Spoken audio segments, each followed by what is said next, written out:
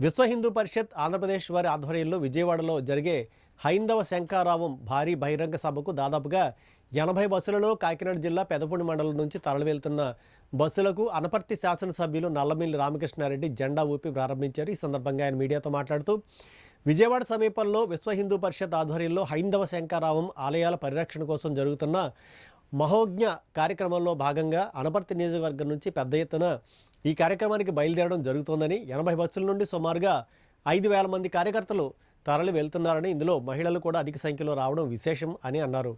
ఈ ఆలయాల పరిరక్షణ కోసం జరిగే మహాయజ్ఞంలో ఉత్సాహంగా పాల్గొనడానికి ముందుకు వచ్చిన కార్యకర్తలందరికీ పేరు పేరున ధన్యవాదాలు తెలియజేశారు. నమస్కారం.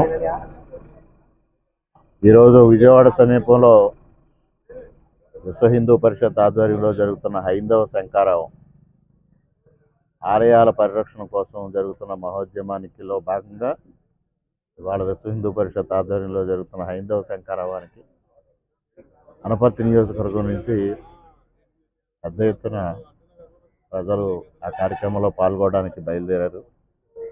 సుమారుగా 4 మండలాల నుంచి 80 బస్సుల్లో 5,000 మంది కార్యకర్తలు ఈ కార్యక్రమంలో పాల్గొనడానికి బయలుదేరారు. ముఖ్యంగా మహిళలు కూడా పెద్ద సంఖ్యలో ఈ కార్యక్రమంలో పాల్గొనడం, పెద్ద ఎత్తున ఆలయాలను పరిరక్షించుకోవాలి అనే ఒక ఆలోచనతో ఏదైతే ఈ కార్యక్రమం జరుగుతుందో ఈ కార్యక్రమానికి పెద్ద ఎత్తున స్పందన వచ్చింది.